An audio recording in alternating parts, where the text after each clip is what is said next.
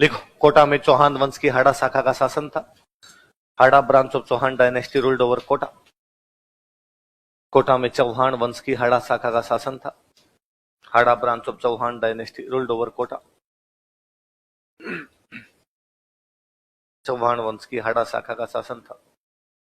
Hada branch of Chauhan dynasty ruled over Kota. तो कोटा में कौन सा वंश था? कई अंग तो फिर भी हाड़ा निकल ही रहा है। निकलेगा, कई दिन तक निकलेगा आपके, मैं गारंटी देता हूं, इतना जल्दी आपके दिमाग से निकलेगा। चलो, तो बूंदी में भी कौन सा वंश था?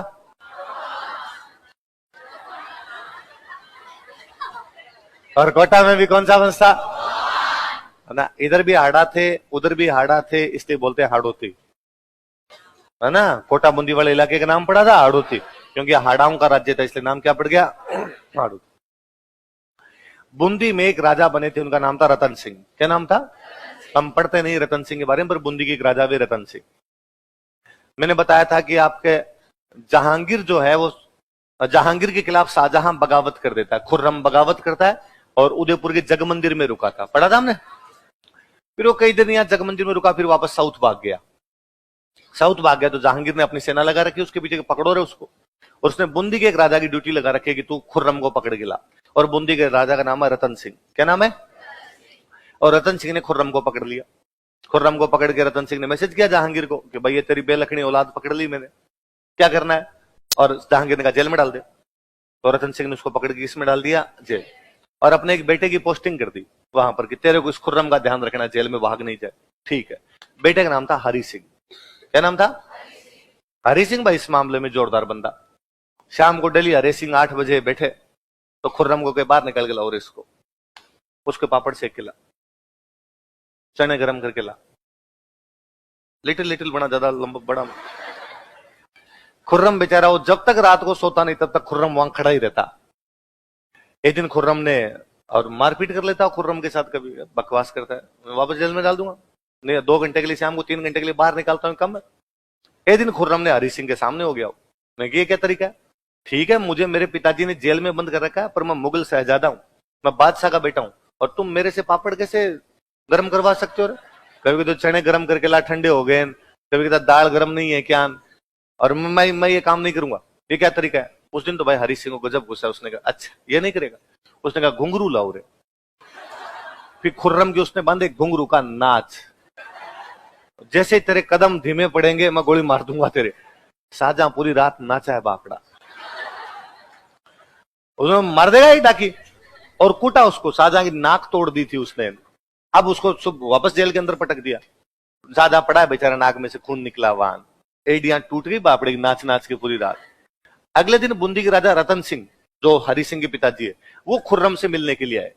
और उन्होंने, भाई ठीक है जेल में बंदे पर है तो मुगलों का राजकुमारी, तो देखना है भाई सब व्यवस्था ठीक तो है ना। और उन्होंने पूछा भाई खुर्रम को दिक्कत तो नहीं है? और खुर्रम रोया बापड़ा।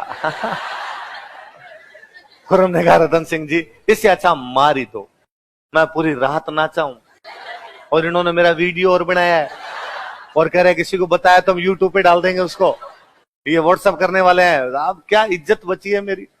और रतन सिंह जी को लगा कि अरे यार ये तरीका तो गलत है। लड़ाई किसकी है? जहांगीर की और खुर्रम की, जहांगीर की और शाहजहां की लड़ाई है।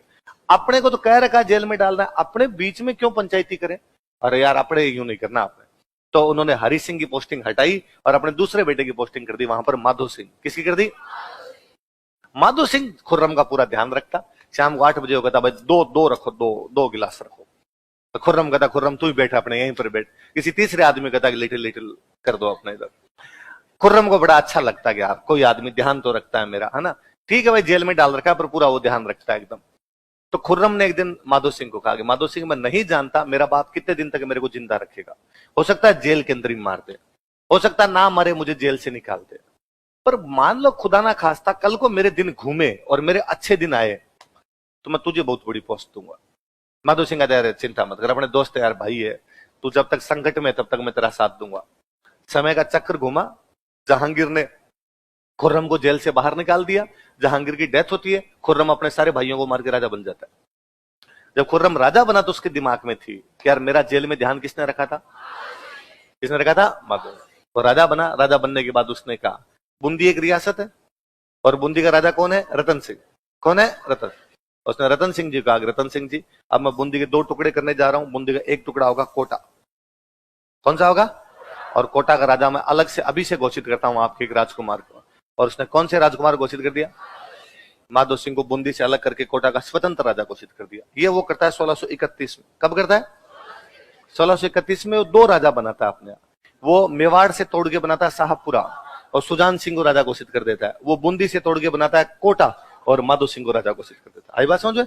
तो कोटा वाले बूंदी से अलग होके गए थे, तो बूंदी वाले हाड़ा है, तो कोटा वाला भी कौन हो गए? हाड़ा। कौन से बादशाह ने रियासत अलग कर दी थी? किसको राजा बना दिया था? ये बूंदी में किसका बेटा था? किसका बेटा था? रतन सिंह। ये कब की घटना है? पल्ले पड़ जाएगी बात। देखो माधो सिंह, माधो सिंह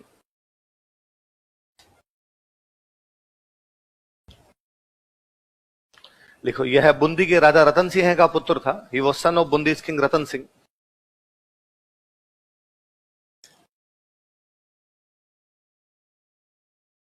यह बूंदी के राजा रतन सिंह का पुत्र था। He was son of Bundi king Ratan Singh.